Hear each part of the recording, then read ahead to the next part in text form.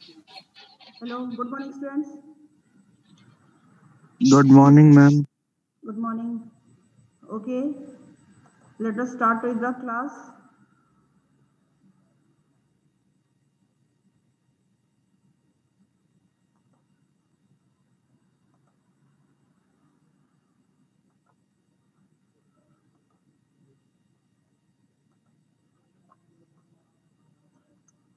Okay, let us start with the second topic of the second unit, that is fiber optics. Okay, so let us start with the second topic of second, that is chapter 4. We are starting with, that is fiber optics. So do you know what is fiber optics? Fiber optics क्या है आपको पता है?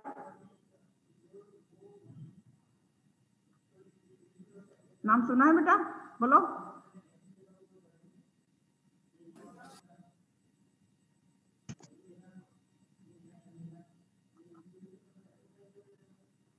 Fiber optics is a branch of physics which deals with the study of optical fiber. Okay, so you know what is optical fiber? Optical fiber क्या है आपको पता है? अरे बोलो. ऑप्टिकल फाइबर के बारे में आपको कुछ आइडिया है? Yes, ma'am. क्या है? What is optical fiber? It is a kind of wire which is used. It is a kind of wire which is used to transmit signals at a long distance, and signals don't get break in it, and we can send ma'am जो optical fibre हैं वो act करते हैं as a wave guide और light pipe जो work करते हैं on the principle of total internal reflection. Yes. Okay, so both आपने पहले भी बोला, धृति ने बोला एंड कबीर ने बोला, बोथ आर करेक्ट थिंग. ठीक है, that is fibre optics is a branch of physics which deals with the study of optical fibers, and optical fibers are the waveguide, that is जिसके through light can propagate in a guided path. That is, nowadays whatever you are using the mode of communication generally for transmission of data and voice, everything, that is we are using optical fiber. पहले जमाने में जो होता था traditional copper cables are used, and nowadays everywhere optical fibers are used to for this communication purpose. ठीक है, so इसमें क्या होता है? How the signal is being transmitted? Signal is transmitted, whatever you are saying, suppose you are saying voice, we are talking about phone and the data is transmitted, हमारा voice भी जाता है एंड कंप्यूटर यूज करते हैं उसमें data जाता है, internet use करते हैं, everything whatever you are using, that is been propagating inside the optical fibre by means of a light pulse. Light pulse में जो भी हम हमारे सिग्नल पहले वो इलेक्ट्रिकल सिग्नल में कन्वर्ट होता है, then that is converted into the light pulse, and that light pulse is allowed to pass through this inside this optical fibre. And यहाँ पे जनरली बहुत ही द प्रिंसिपल ऑफ ये होता है, that is total internal reflection. That's से यहाँ पे जो सिग्नल लॉस होता है that is very less as compare to the traditional copper cables. ठीक है, सो दैट्स व्हाई ये जब ये आया उसका एडवांटेज इतना ज्यादा था कि nowadays it is spreading everywhere for this communication purpose. Okay, so optical fibre क्या है? सबसे पहले आज हम पढ़ेंगे क्या ऑप्टिकल फाइबर का construction. What is this construction of this optical fibre? हमने बोल दिया कि इसका जो प्रिंसिपल है, प्रिंसिपल क्या है? ऑप्टिकल फाइबर में लाइट प्रोपागेट करता है, and how the light is propagating? Light is propagating by the principle of total internal reflection. So all of you know what is total internal reflection? कब होता है total internal reflection? हाँ बच्चे, total internal reflection कब होता है? उसमें हम डेंसर से रेयर मीडियम में. Yes, so when light is propagating from a dense medium and reflected at a rare medium, then when the angle of incidence is equals to critical angle, then the total light will be reflected back to the medium. So अगर TIR होता है, then generally we are assuming there is no loss of the light signal. Whatever is propagating, signal का loss नहीं होता क्योंकि सारे reflect back हो जाते हैं to the same medium. Okay, so इसमें हम सबसे पहले हम ऑप्टिकल फाइबर क्या है? It is a thin, and इसका जो साइज होता है this is very very thin, and generally इसमें थिन ट्रांसपेरेंट गाइडिंग मीडियम और material which guides the information carrying light waves, and ये है सिलिंड्रिकल इसमें आता है. अब देखते हैं इसका कंस्ट्रक्शन क्या है. Let us see the construction of this optical fibre. इसको देखना, try to understand this thing, very very simple and basic चीज. एंड इसमें क्या होता है, the centre portion of the optical fibre. Optical fibre जो होता है जनरली तीन लेयर में होता है. ओके, एक जो अंदर वाला लेयर होता है दैट इज लाइक दिस. ये एक सिलिंड्रिकल ट्यूब जैसे, जनरली ग्लास और प्लास्टिक किसी से बन सकता है. So nowadays whatever medium are used, they are the glass medium they are using. पहले बहुत सारे कॉपर भी प्लास्टिक वाला भी हमारी ऑप्टिकल फाइबर यूज होता था. So nowadays generally glass fibers are used. तो इसमें एक है ग्लास मीडियम जिसका रिफ्रैक्टिव इंडेक्स कोई मीडियम हमने रखा, that is suppose this is glass medium जिसका रिफ्रैक्टिव इंडेक्स इज μ1. तो ये एक सॉलिड लेयर है एंड इसका साइज बहुत छोटा होता है, जनरली 10 to 50 माइक्रोमीटर की रेंज में इसका जो डायमीटर होता है. सो दिस इज इसका जो refractive index of this is the μ1 and इसको क्या कहा जाता है, this is known as the core of the optical fibre. And इसके ऊपर क्या होता है और एक कवर उसके ऊपर चढ़ाया जाता है. ठीक है, एक लेयर है इसको कहा जाता है कोर, इसका रिफ्रैक्टिव इंडेक्स μ1 है एंड इसके ऊपर और एक लेयर ऑफ सिलेंडर. ये एक सिलेंडर है, इसके ऊपर और एक सिलेंडर के ऊपर और एक सिलेंडर ऐसे हमने रखा. तो ये क्या है, इसको क्या कहा जाता है, this is known as cladding. ठीक है, इसके ऊपर जो ये होता है ये भी क्लैडिंग है, ये भी क्लैडिंग है. ओके, मतलब ये एक सिलिंड्रिकल ट्यूब है, कोर एक सिलेंडर था, इसके ऊपर और एक ट्यूब हमने ऐसे रख दिया एंड उसको क्या कहा जाता है क्लैडिंग. एंड क्लैडिंग का रिफ्रैक्टिव इंडेक्स क्या है μ2 and always μ1 is more than μ2. Okay, so what is the construction of the optical fiber? The innermost region of the optical fiber is known as the core. उसके ऊपर whatever layer we are getting that is known as the cladding. Just a minute. Hello?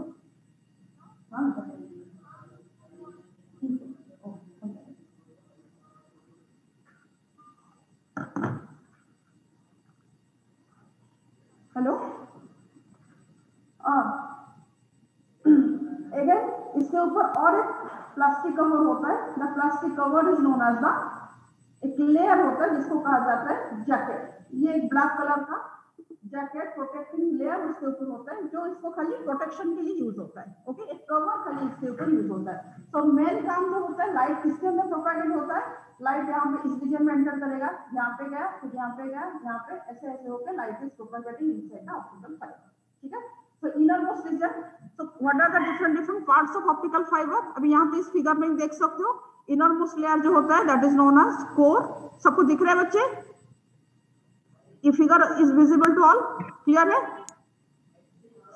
हाँ बच्चे? Yes ma'am. Yes दिख रहा है? Okay. So let us innermost layer is known as the core. उसके ऊपर और एक layer है, this is known as the cladding. And इसके ऊपर और एक जो होता है that is a cover layer. ठीक है, सो लाइट किसके अंदर प्रोपागेट होता है, light is propagate inside the core. Okay, core के अंदर लाइट प्रोपागेट होता है एंड इसमें जनरली इसका हम रिफ्रैक्टिव इंडेक्स हमने इसका लिया है, यहाँ पे n1 की फॉर्म में लिखा है, n1 लिखा है, हमने μ1 लिखा है, n1 लिखा है, यहाँ पे let us consider this as n1.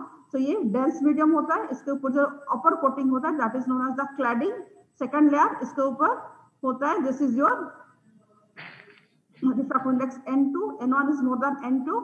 And इसके ऊपर क्या होता है, उसके ऊपर एक जैकेट होता है, इसको शीथ भी कहा जाता है, जैकेट भी कहा जाता है. It is only to protection, it is a layer. Optical fibre आप सबने देखा है, have you seen the optical fibre somewhere? Yes. हाँ, ये देखा होगा, अपने लैब में आओगे देखोगे, आप एक्सपेरिमेंट करोगे इसका. ओके, मैम देखा है. ये तो देखा होगा, आजकल तो एवरीवेयर ये इसका काम भी हो रहा है, एवरीवेयर हम देख रहे हैं, कंस्ट्रक्शन भी चल रहा है, अंडरग्राउंड भी केबलिंग हो रहा है, इसका बहुत सारी चीज आपने देखा होगा. ओके, चलो बच्चे थोड़ा सा, क्योंकि हमारे पास टाइम कम है, हमें थोड़ा सा स्पीड चलना है, तो आप सब थोड़ा सा अटेंडेड होकर थोड़ा सा क्विक इस चीज को रिस्पॉन्ड करो. ठीक है, क्योंकि आपको पता है टाइम कम है एंड ये टॉपिक छोटा है, इजी भी टॉपिक है, दिस इज नॉट ए ये टॉपिक. सो जो मैं टॉपिक बोलूंगी इसको लिखना, याद करना, उसको याद कर लेना. ठीक है, it will help you. Okay, ये टोटल इंटरनल रिफ्लेक्शन का कंडीशन है, ये सबको पता है कैसे टीआईआर होता है, क्रिटिकल एंगल होने से टीआईआर होता है. सो ये उसी का कंडीशन लिखा है. अगर किसी को डाउट है you can see this thing, मैं आज इसको शेयर कर लूंगी. ओके, देन यहाँ पे एक मेन चीज आया, what do mean by this acceptance angle and acceptance कोण, अंडरस्टैंड दिस थिंग. अभी देखो फिर से इस चीज को मैं बता रही हूँ, जो बताया था इसी से हमारी आएगी what is this acceptance angle. अभी देखो ब्लैक बोर्ड इज विजिबल बच्चे? ब्लैक बोर्ड दिख रहा है सबको? क्लियर है? यस हाँ, तो मैं समझाऊंगी ब्लैक बोर्ड से समझने के लिए। तो दिस इज लाइट कहाँ से आएगी? देखो, जो भी लाइट इंसिडेंट होगी, यहाँ से हम कोई भी लाइट सोर्स रखेंगे, light will be allowed inside propagate inside the core. इसके अंदर लाइट को हमें launching of light will be like this. तो यहाँ पे लाइट आया, so this is the incident ray, and this is incident ray where it is incident at the air to core boundary. ठीक है? So this is the light is incident core के अंदर जो propagate हुआ, that is incident at the angle of incidence, so let this angle equals to alpha theta I कुछ भी लिखो, ठीक है? इसमें यहाँ पे angle alpha लिखा है, so let us consider this angle equals to alpha.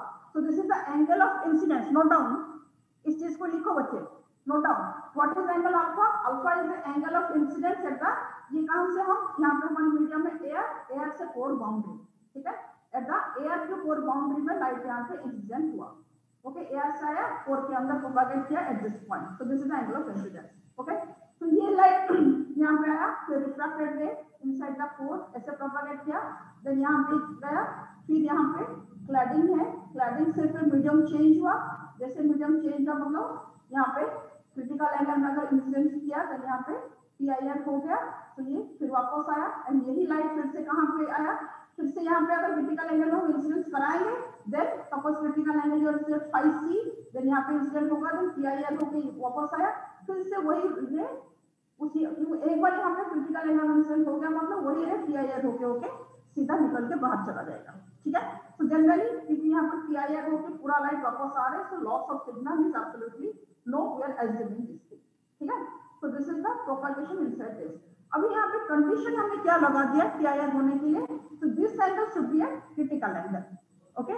ये जो एंगल ऑफ इंसिडेंस है the core cladding interface, that angle of incidence should be critical angle. तो यहाँ पे क्रिटिकल एंगल इंसिडेंट होने के लिए किसके ऊपर डिपेंड करेगा? It will depend on the angle of refraction at this point. ये जो angle of R refraction at this point उसके ऊपर डिपेंड करेगा, एंड ये R किसके ऊपर डिपेंड करता है? ये डिपेंड करता है इस अल्फा के ऊपर। दैट्स व्हाई ये जो angle of incidence at this point that matters a lot, okay? So इसका जो इंपोर्टेंस है ये सबसे ज्यादा है, एंड यहाँ पे हम यहाँ पे एक मैक्स ये चीज डिफाइन करेंगे, that is what is this acceptance angle, okay? What is this acceptance angle? समझ रहे बच्चे इस चीज को? एक्सेप्टेंस एंगल क्या होता है? This is the maximum angle of incidence at the air to core boundary, okay? अगर हम इस एंगल को angle of incidence, maximum angle of incidence, क्योंकि यहाँ पे अगर हमने बोला कितना मैक्सिमम एंगल होने से यहाँ पे PIR हो सकता है, that maximum angle of incidence at the air to core boundary, so that light can propagate inside the optical fiber by following total integral reflection, or we can say maximum angle of incidence at this air to core boundary, so that light will strike at the core cladding interface at critical angle, so that it can follow total integral reflection and propagate inside the optical fiber, okay? So this maximum angle of incidence at the air to core boundary is known as your acceptance angle. समझ आया बच्चे acceptance angle क्या होता है? Yes ma'am. आया ना? हाँ बच्चे, सबको आया? किसको डाउट है? डाउट नहीं है मतलब सबको मैं भी मानते चलूं या किसी को कुछ बोलना है? चले? Yes ma'am. ओके, अभी बताओ एक्सेप्टेंस एंगल इज दिस। अभी एक्सेप्टेंस कोण, अभी ये जो एंगल क्या है, अभी 3D फिगर है, ये इसको मैंने आपको एक ही एंगल में दिखा दिया। वही एंगल अगर हम 3D फॉर्म में देखेंगे तो ये कैसे होगा? ये एंगल भी अल्फा है, ये 3D में ये एंगल भी अल्फा है। अगर इस सबको ऑब्जर्व करेंगे तो ये क्या होगा? This angle is also alpha. तो 3D फिगर में ये जो angle alpha from all the direction, ये क्या फॉर्म करेगा? इट विल फॉर्म ए कोण, ओके? ये कोण की फॉर्म में ये कराएगा। ये है, इसको हमने यहाँ पे दिखाया, एंड ये ऐसे ऐसे यहाँ से इस एंगल ऐसे ऐसे ये हम दिखाएंगे। तो ये यहाँ से यहाँ तक ये एंगल में अगर पूरा दिखाते हैं, ये क्या फॉर्म करेगा? वही alpha angle, it is existing in the form of a cone. और इस कोण के अंदर जितना लाइट इंसिडेंट करेगा, whatever light will incident inside the cone, हम बताएंगे कि इसके अंदर जो लाइट इंसिडेंट करेगा that will strike inside the optical fibre and follow PIR, so that it will suffer PIR inside the optical fiber. So that acceptance angle, where we observe the acceptance angle from all the direction, that is known as your acceptance core. इस definition को याद कर लेना बेटा। हाँ बच्चे इस definition को याद करोगे। एक्सेप्टेंस एंगल क्या है, एक्सेप्टेंस कोर क्या है, समझ लो, अपने आप इसको याद हो जाएगा। एंगल समझ में आया, कोन समझ में आया, आया बच्चे? यस। हाँ, एक्सेप्टेंस एंगल क्या है, एक्सेप्टेंस कोन क्या है, समझ में आया? ओके Yes, यहाँ पे, हाँ यहाँ पे एक छोटा सा डेरिवेशन होगा and this is also important. लिखो, एक एक चीज में जो बोलोगे इसको लिख लेना, ठीक है? समझ लो एंड इसको लिखो। यहाँ तक समझ में आया? अब यहाँ पे खाली एंगल इसी फिगर फिर से बनाएंगे, क्योंकि एंगल अभी डिफाइन करके उसी के फॉर्म में ही डेरिवेशन होगा, ठीक है? लिखो, ऊपर हेडिंग दे दो, एक्सेप्टेंस एंगल, एक्सेप्टेंस कोर, उसका हेडिंग दो, दैट एक्सेप्टेंस एंगल इज पहले निकाल। So let us draw this figure again. So this is the core of the optical fiber. This is the cladding. Core is this. Okay. इसके अंदर light propagate किया, incident हुआ at an angle alpha, and यहाँ से फिर this angle of refraction यहाँ पे से ऐसे ऐसे होके वो प्रोपेगेट करके निकल के जा रहा है। ओके, अभी यहाँ पे एक नॉर्मल ड्रॉ कर लो, यहाँ पे भी एक नॉर्मल ड्रॉ कर लो। ओके, तो ये क्या है, अभी नोट डाउन, आप क्या लिखोगे? Late us consider N optical fibre and n1 is the refractive index of core.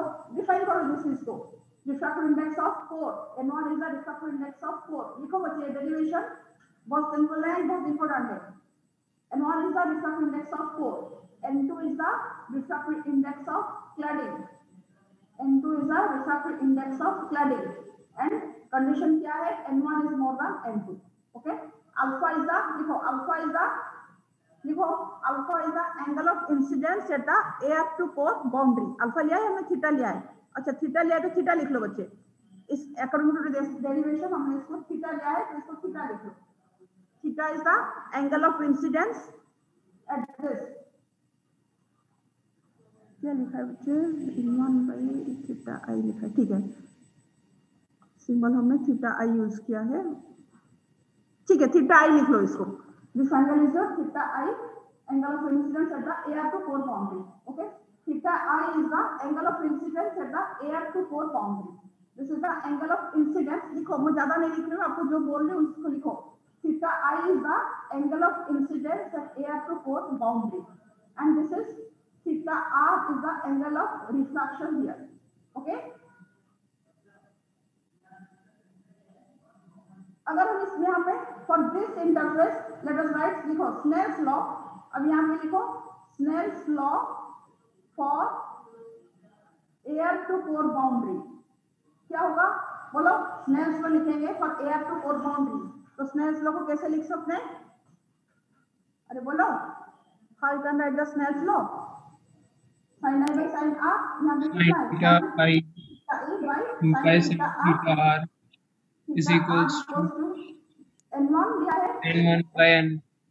n1 by यहाँ पे n0, n0 क्या है? लिखो यहाँ पे n0 क्या है? लिखो n0 is the refractive index of air। अभी इसको हम इसको लिखेंगे, क्योंकि इसका वैल्यू 1 होता है, फिर भी इसको लिखेंगे, क्योंकि हम और कोई मीडियम में भी इसको यूज कर सकते हैं, तभी यहाँ पे n0 का वैल्यू कुछ अलग आ जाए। n0 is the refractive index of air, अभी प्रेजेंट इसको लिखो, ठीक है? sin theta by sin theta r। Okay, so this is sin theta I by sin theta। यहाँ तक लिख लिया बच्चे, आगे चले? Okay, Yes. आगे चले।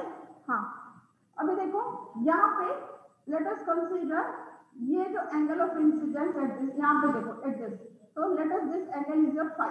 लिखो फाई इज द, फाई को डिफाइन करो, व्हाट इज फाई? फाई लिखो angle of incidence at core cladding interface, core cladding interface. Phi is the angle of incidence, यहाँ पे this angle is phi, phi is the angle of incidence at core cladding interface. Okay, अभी core का refractive index हमने क्या लिया है? n1, and cladding का कितना लिया है? n2। तो हम इसको क्या लिख सकते हैं? क्या लिख सकते हैं? Snell's law. लिखो, फिर से लिखो, Snell's law for core cladding interface. अभी यहाँ पे कंडीशन है, कुछ स्पेशल कंडीशन हम लगाएंगे। क्या कंडीशन लगाएंगे?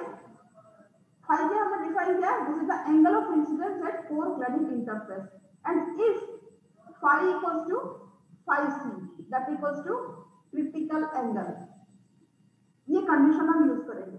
Then we write the Snell's law for core cladding interface. Then क्या होगा स्नेल्स लॉ, बोलो समझ में आया बच्चे कुछ या नहीं आया? Yes ma'am. क्या करेंगे हम? अभी देखो ये जो है व्हाट इज दिस इंटरफेस, या फिर यहाँ पे देखो this is at this interface, यहाँ पे ये एंगल फाई है, अगर हम ये एंगल भी फाई होगा, ये एंगल भी फाई होगा एंड हमने यहाँ पे स्पेसिफाई करेंगे फाई क्या है, कोर क्लैडिंग इंटरफेस में एंगल ऑफ इंसिडेंस एंड हमने कंडीशन क्या लगाया, phi equals to phi C that is the critical angle. अगर phi equals to phi C critical angle होगा देन एंगल ऑफ रिफ्रैक्शन कितना होगा एट दिस, यहाँ पे कितना होगा एट दिस इंटरफेस, यहाँ पे n2 है, यहाँ पे n1 है, एट दिस इंटरफेस से रिफ्लेक्शन हो रहा है, देन एंगल ऑफ रिफ्रैक्शन कितना होगा? अरे अगर angle of incidence critical angle है देन एंगल ऑफ रिफ्रैक्शन कितना होगा? 90 डिग्री होता है। Yes ma'am. अभी ये स्नेल्स लॉ लिखो, ठीक है? तो लिखो Snell's law for core cladding interface when the light is striking at a critical angle phi c। लिखो Snell's law for core cladding interface when light is striking at critical angle phi equals to phi c। Okay, then इसको हम लिख सकते हैं, यहाँ पे दिख रहा है, यहाँ पे मैंने हाथ रखा है, दिख रहा है? नहीं दिख रहा है, इधर साइड दिख रहा है, इधर साइड लिखो, इधर साइड में थोड़ा सा मेरा दिखता जा रहा है। तो अभी स्नेल्स लॉ क्या होगा, नीचे शायद नहीं दिखेगा। ओके, तो इसको हम क्या लिखेंगे, Snell's law is sin phi c upon sin 90 equals to क्या लिखेंगे, n2 अपॉन n1। ये होगा, दो इक्वेशन आ गया, दो स्नेल्स लॉ है, दो इक्वेशन है, this is equation 1 and this is equation 2 and in दोनों को सॉल्व कर दिया तो हमारा हो गया। sin 90 का वैल्यू तो 1 है। ओके, अभी इस दोनों इक्वेशन को सॉल्व करेंगे। हो गया बच्चे, इतना लिखा? Yes ma'am. मैं इसको मिटाऊंगी क्यों, अब स्पेस नहीं दिख रहा है ना, और स्पेस हमारी विजिबिलिटी के रेंज से बाहर है, तो हम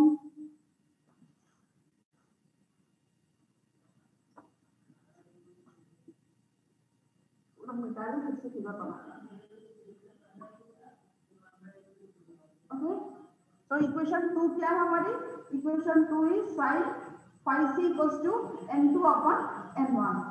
ओके, इक्वेशन 2, इक्वेशन 1 क्या था बोलो, sin theta i upon sin theta r equals to n1 by n0।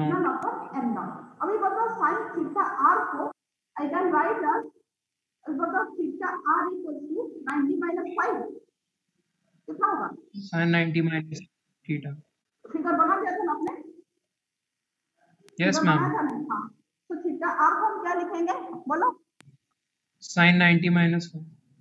हाँ, that equals to 90 minus theta, इसको मिटा दिया फिगर। बताओ क्या लिखोगे, बताओ फिगर में क्या नोटेशन यूज किया था? sin 90 minus theta is equals to cos theta हो जाएगा ना, हाँ, फिर sin theta I by cos theta is equals to n1 by n0। this angle is theta I and this angle is your theta R and इसको हमने क्या लिया है, ओके। अभी बोलो यहाँ पे हमारे इसका वैल्यू क्या लिख सकते हैं, sin theta I by sin theta R को we can write sin theta I upon sin theta R को मैं क्या लिख सकती हूँ, cos, क्या लिखूं, हम cos sin 90 minus theta को cos theta लिख सकते और सीधा लिख सकते हैं, that equals to n9 upon n0, n1 upon n0। Okay, and यहाँ पे हमारी sin phi c क्या है, n2 by n1, यहाँ पे आपका sin थीटा I क्या आ गया, that equals to n1 by n0। n2 upon n1 upon n0। Okay, अभी यहाँ पे एक्चुअली इस एंगल को हमने क्या लिया था, इस एंगल को हमने लिया था फाई, इसको क्या लिया था naught theta, this angle equals to 5, हमने ये इसको 5 लिया था। ओके, यहाँ पे हमारी क्या है, sin 5 कितना है, n2 by n1, तो cos this angle is 5, cos 5, तो cos 5 को क्या लिखेंगे, sin 5 is this, that implies cos 5 कितना होगा, cos 5 equals to under root 1 minus n2 square by n1 square, लिख सकते हैं नहीं लिख सकते, बताओ। यस मैम, लिख सकते हैं, तो इसको हम लिखेंगे कितना, under root 1 minus n2 square upon n1 square into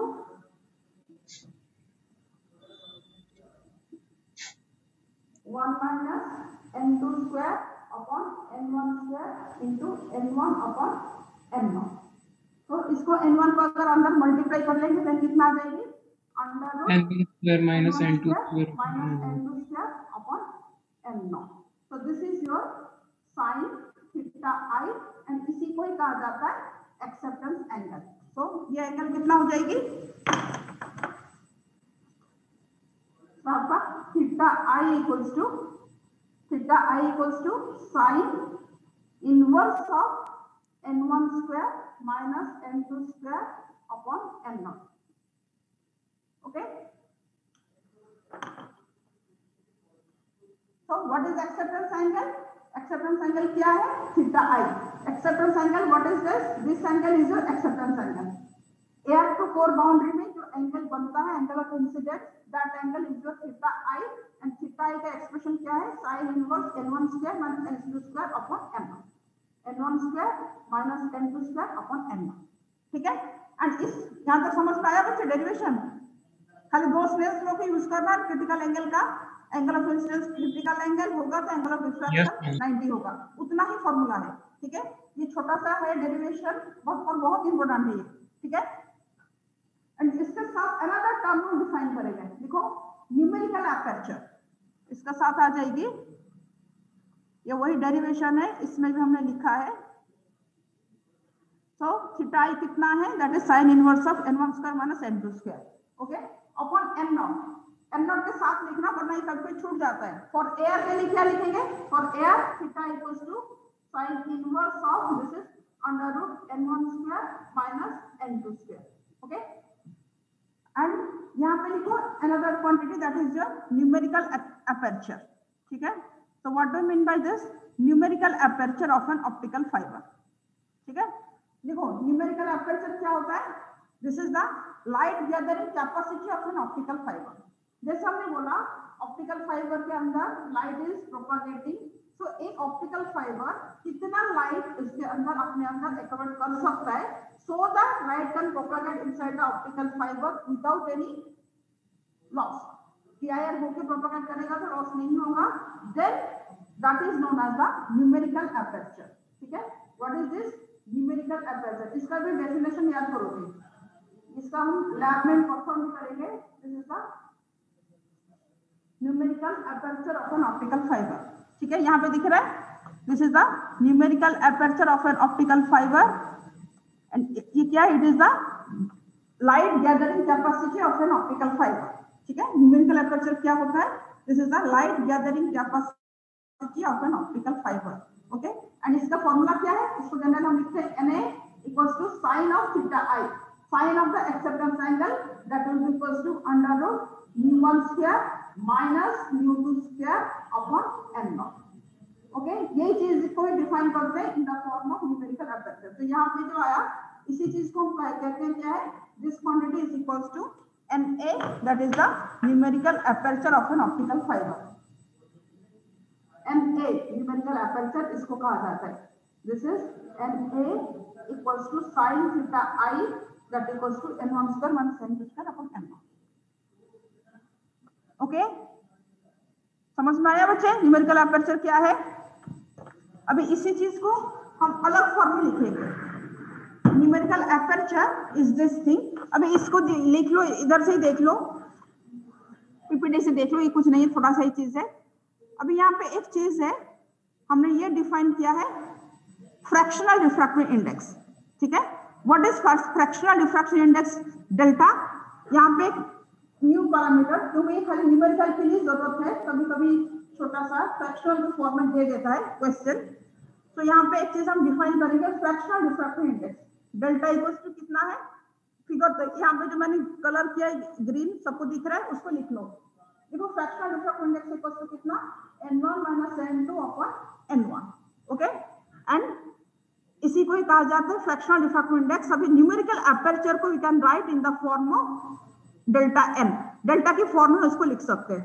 तो हमारे क्या है, हमारे न्यूमेरिकल एपर्चर का फॉर्मूला sin थीटा i को क्या लिखा था, √n1² - n2² अपॉन n0। अब इसको लिख सकते हैं जैसे जैसे इसमें लिखा है इसी फॉर्म में लिख सकते हैं। बताओ, जिसमें ग्रीन किया यहाँ पे, इसको लिख सकते हैं। इतना तो करो, एक स्टेप करो बच्चे अपने कॉपी में। डेल्टा n की फॉर्म में कैसे लिख सकते हैं, डेल्टा की फॉर्म में कैसे लिख सकते हैं, delta equals to n1 - n2 upon n1। अब यहाँ पे ऊपर n1 है, यहाँ पे n2 है, उसके फॉर्म में लिख सकते हैं। इतना तो करो बच्चे, एक्सरसाइज करो थोड़ा, एक स्टेप करो, जो यहाँ पे लिखा है यहाँ से यहाँ तक करो, देख के करो, नहीं है पर करो, कॉपी में लिखो। ओके, सो ये कितना आ जाएगा, this is n1 to delta. Okay, ये कभी कभी कभी छोटा मोटा एक न्यूमेरिकल में फ्रैक्शनल रिफ्रैक्टिव इंडेक्स का वैल्यू दे देता है। ठीक है, तो आपको खाली इस न्यूमेरिकल की जरूरत है और इसका ऐसे आज सच कोई काम नहीं है। ठीक है, बहुत ज्यादा इसका इंपोर्टेंस नहीं है, but it is sometimes required for this numerical point of view. So numerical aperture कितना है, that equals to n1 + n2 * n1 - n2। इसके फॉर्म में अगर लिखेंगे then you can write 2n1 * delta. ठीक है, चलो हो गया ये। Let us see one example. ये एग्जांपल देखो, ये एग्जांपल देखने से आपको सारी चीज आपको समझ में आ जाएगी, इसमें क्या क्या हुआ, कैसे हुआ। Okay, N optical fibre has a numerical aperture of 0.2 and cladding refractive index of 1.59। ठीक है, अभी यहाँ पे देखो दो चीज हम यूज करते हैं, कोर एंड क्लैडिंग। आपको क्या बोला, कोर का रिफ्रैक्टिव इंडेक्स क्या है, ये भी ग्लास से बनता है, μ2, क्लैडिंग ये भी ग्लास से बनता है। भाई इनका जो कंपोजिशन चेंज करके उनका ऐसा बनाया जाता है कि दोनों ग्लास मीडियम में और दोनों का रिफ्रैक्टिव इंडेक्स में वेरिएशन आ जाती है। ठीक है, तो हमने यहाँ पे ये क्वेश्चन में क्या बोला, ऑप्टिकल फाइबर में न्यूमेरिकल एपर्चर जो है that is given to be 0.2। ठीक है, न्यूमेरिकल एपर्चर का वैल्यू कितना गिवन है, नोट डाउन, ये क्वेश्चन लिखो, इसको सॉल्व करो फटाफट। एंड क्लैडिंग का refractive index is μ2, that is n1 हमने लिया था,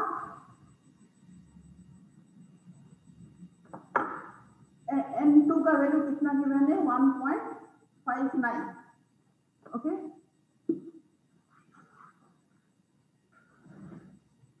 क्लैडिंग का रिफ्रैक्टिव इंडेक्स कितना गिवन है, n2, यहाँ पे दिख रहा है बच्चे सही, n2 equals to 1.59 and numerical aperture is given that equals to 0.2।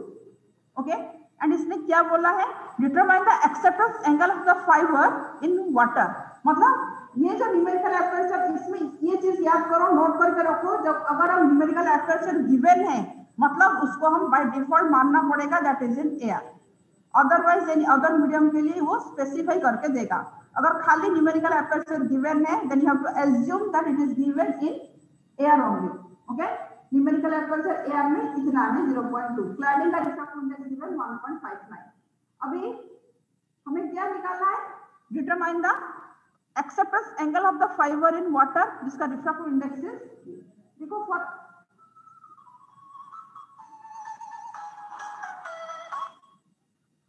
इसका न्यूमेरिकल एपर्चर कितना है 0.2, दैट इज फॉर एयर। अभी वाटर के लिए न्यूमेरिकल एपर्चर का फॉर्मूला क्या होगा, बोलो, वाटर के न्यूमेरिकल एपर्चर का फॉर्मूला क्या है, वाटर का रिफ्रैक्टिव इंडेक्स कितना गिवन है, that is n0 equals to 1.33। बोलो न्यूमेरिकल एपर्चर फॉर वाटर कितना होगा, बोलो, फॉर्मूला लिखा था अभी अभी बताया मैंने, क्या लिखेंगे, हाँ बच्चे बोलो, अरे बोलो चीज मैम।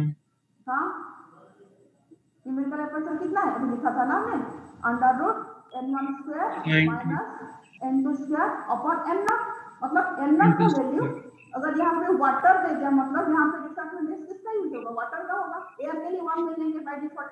ठीक है, अगर गिवन हो गया वाटर मतलब इसका क्या लिखोगे, this is n1² - n2² upon 1.33। होगा, इतना ही नहीं होगा, ये समझ में आ रहा है, अरे बच्चे बोलो, या नहीं आ रहा है, क्या कर रहे हैं? वरना मैं शुरू से फिर से बताऊंगी। बताओ अगर यस मैम एआर में अगर लिखेंगे, एआर में लिखेंगे तो ये कितना होगा, that is only n1 square minus n2 square, क्योंकि इसका वैल्यू तो 1 है, 1 मतलब n1 square minus n2 square होना चाहिए। ओके, अगर हम न्यूमेरिकल एपर्चर इन वाटर निकालेंगे देन ये कितना हो गया, न्यूमेरिकल एपर्चर इन चला है, हेलो चल रहा है, चल रहा है, यहाँ पर चल रहा है। n1 square minus n2 square हो जाए, तो इसका वैल्यू क्या लिखेंगे बोलो, ये एआर का n1 दैट इज गिवन 0.2, सीधा हम पुट कर लेंगे 0.2, दिस इज 0.2 अपॉन 1.33, तो जो आएगा that is numerical aperture in water निकल जाए। समझ में कुछ आया नहीं आया बताओ?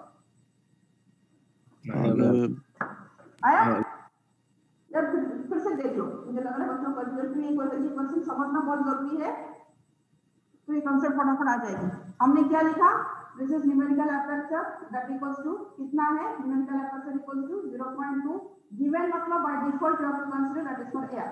वाटर में न्यूमेरिकल एपर्चर कितना होता है, एंड इसका फार्मूला हमें पता है, this is n1 square minus n2 square. Water में कितना होगा, that equals to under root n1 square minus n2 square upon n0। Formula तो सबको पता है, एंड इसको n0 का वैल्यू कितना गिवन है 1.33, एंड यहाँ पे n1 square minus n2 square क्या है, एयर में इसका वैल्यू कितना है 0.2 अपॉन 1.33, तो इसका वैल्यू जो आएगा that is the refractive index of this. Okay, sorry numerical aperture in, ये इसका वैल्यू आ रहा है 0.15, this is numerical aperture in water. Okay, आएगा आएगा नहीं आएगा? हेलो, अरे बच्चे आएगा बोलो, मैम आएगा, आएगा आएगा मैम आएगा। सबके लिए आ रहा है, किसके लिए नहीं आ रहा है? करो इसको, लिखो देखो एंड करो। ओके, तो दिस इज 1.5 एक्सेप्टेंस एंगल, मतलब ये आ गया। न्यूमेरिकल एपर्चर क्या होता है लिखो, नोट कर दो, बोल रही हूं न्यूमेरिकल एपर्चर होता है sine of the acceptance angle. तो थीटा आई कितना होगा, angle is this, sine of this angle equals to this value, तो थीटा आई कितना आएगा, sine inverse of this 0.15, and this value कितना आ रहा है 8.6 कुछ आ रहा है। ठीक है, अब यहाँ पे एक चीज है, क्या है, व्हाट इज अनदर थिंग, क्या निकालना, क्रिटिकल एंगल। यहाँ पे एक स्टेप जो ये है, मैंने ये यहाँ पे आपको बताया नहीं, इस चीज को मैंने बताया नहीं, क्योंकि अगर खाली आपको वाटर में निकालना पड़ेगा तो निकाल सकते हो। हाँ बोलो मैम, इसका क्वेश्चन तो वो 10 मार्कर में ही आएगा। ये नहीं 2 नंबर में आता है, 2 नंबर में आएगा। अभी देखो ना वाटर में, ये देखो अभी ये आ गया आपका वाटर में, देखो ये जो स्टेप है ये मैंने निकाला, इसकी मुझे जरूरत नहीं है अगर मुझे न्यूमेरिकल एपर्चर इन वाटर निकालना है। जो स्टेप मैंने अभी ये किया है ना, सिलेक्ट किया है, that is not required if I am doing like this. Okay, but मुझे इसको मुझे क्यों निकालना पड़ा, क्योंकि इसने मांगा है क्या, इसके साथ फाइंड द क्रिटिकल एंगल। तो क्रिटिकल एंगल के लिए हमें क्या चाहिए, क्रिटिकल एंगल क्या होता है, क्रिटिकल एंगल निकालने के लिए कैसे करेंगे, किसी भी इंटरफेस में क्रिटिकल एंगल कैसे निकलते हैं? अरे अभी क्या था ना, Snell's law, sin phi c by sin 90 equals to n2 minus by n1, ये होता है। तो sin 90 1, तो phi c कितना होगा, that will be sin inverse of n2 upon n1। Okay, बच्चे एक्चुअली बहुत बार यही कर लेते हैं, इसको निकालने में टाइम वेस्ट करते हैं। अगर हमने ये निकालने के लिए खाली न्यूमेरिकल एपर्चर, अगर क्रिटिकल एंगल दिया है देन इसकी जरूरत है, else you can do it like this. ठीक है, सो phi c कितना है, n2 by n1, और हमारे पास क्या है, n2 गिवन है, n1 है नहीं, n1 तो निकालना पड़ेगा ना। n1 कहां से निकालेंगे, यहाँ पे n2 पता है, यहाँ पे ये वैल्यू पता है, इससे हम n1 निकाल सकते हैं। n1 का वैल्यू कैसे आएगी,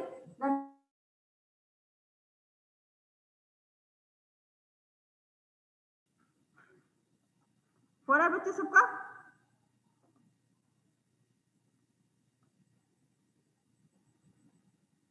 यस, हर्षित चौहान हो रहा है, जय कुमार, मुदित,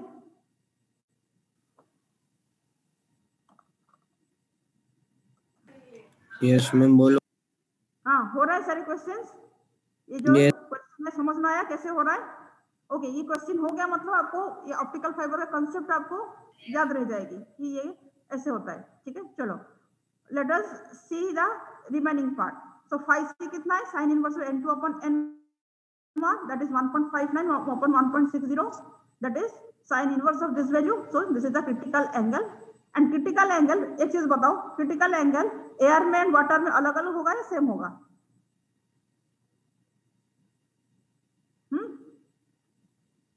क्रिटिकल एंगल अगर हम वाटर में लेते हैं, ऑप्टिकल फाइबर को हमने लेके पानी में डिप कर दिया, कभी न्यूमेरिकल एपर्चर निकाला 0.15 आया, एंड नॉर्मल एयर में कितना गिवन था 0.2, चेंज आ रहे हैं, तो क्रिटिकल एंगल में चेंज आएगा या नहीं आएगा? बोलो, चलो ये क्वेश्चन चलो बाद में बताना, मुझे कल बताना। ओके। हाँ बोलो, कोई बोलना चाहते हो कुछ? क्या होगा? ओके, लेट अस सी। यस, क्योंकि वो n2 by n1 है ना, वो मीडियम के ऊपर डिपेंडेंट नहीं होता, it depending only on the refractive index of core and cladding. Okay, चलो now let us see what are the types of optical fibre. So types of optical fibre में क्या होता है? देयर आर डिफरेंट मोड मतलब कितने number of light path can propagate inside an optical fibre. On that basis it is classified into two categories, one is known as single mode fibre, another is known as multi mode fibre. बाकी ये है depending on the index profile, ये आता है step index, direct index and material of the fibre में ये आएगा glass fibre, plastic fibre. तो हम ये दोनों को पढ़ेंगे, ये तो कुछ है नहीं, will discuss only this two things. So based on the mode क्या है, the optical fibres are classified into two categories, one is known as single mode optical fibre and another is known as multi mode optical fibre. तो what is this mode? Okay, mode क्या होता है? जैसे हमने बोला, हमने यहाँ पे ये फिगर बनाया, ब्लैक बोर्ड दिख रहा है बच्चे? Black board is visible? Yes ma'am. अभी देखो यहाँ पे लाइट इज प्रोपेगेटिंग, एक पाथ यहाँ से जो लाइट आती है इसका पाथ ऐसे ऐसे होके प्रोपेगेट किया। अभी यहाँ पे एक लाइट आएगी, वो क्या करेगा, वो भी ऐसे ऐसे और किसी पाथ में प्रोपेगेट करके चलेगा। ठीक है, यहाँ से और कोई आएगी तो इसका पाथ भी अलग अलग होगा। ठीक है, तो इसमें बहुत सारे पाथ में जा सकते हैं। तो depending on the number of modes, कितने number of possible light path हो सकता है, एक हो सकता है, मोर देन वन हो सकता है, and depending on that we can say this optical fibres are classified into two categories. एक को क्या कहा जाता है? Single mode, one is known as single mode optical fibre, another is known as multi mode optical fibre. Okay, what is a single mode optical fiber and what is this multi mode optical fiber? उसका difference आपको समझना है, इसको लिखना है। Okay, yes, मुझे attendance भेज दिया था हर्षित पहले ही। ओके, अभी देखो सिंगल मोड ऑप्टिकल फाइबर में क्या होता है, ये चीजें उनका डिफरेंस में, दैट इज जिसके अंदर ओनली एक ही पाथ प्रोपेगेट करेगा, इतने सारे नहीं होएगा। सपोज वी आर सेइंग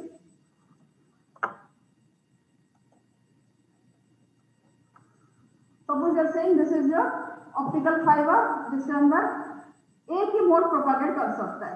ठीक है, only one mode is allowed to propagate, then that is known as a single mode optical fiber.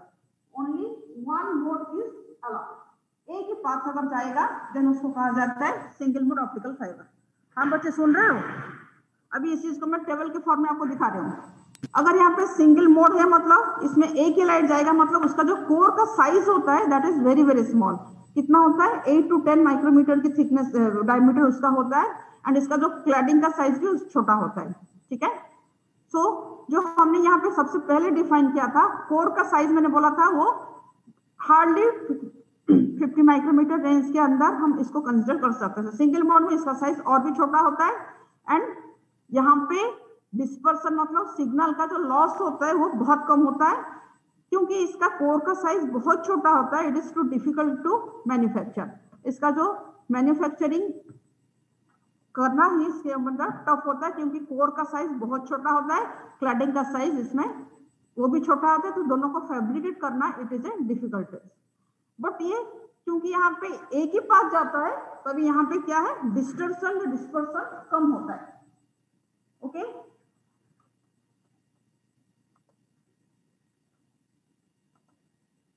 अब ये देखो ये क्या है, दिस इज द कोर। जैसे हमने बोला light can propagate like this, एक ही मोड जाता है।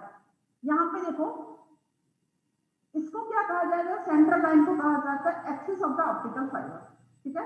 जब हम बताते हैं any one can light can also propagate like this, ऐसे भी सीधा जा सकता है या फिर क्या ये होता है ऐसे जा सकता है।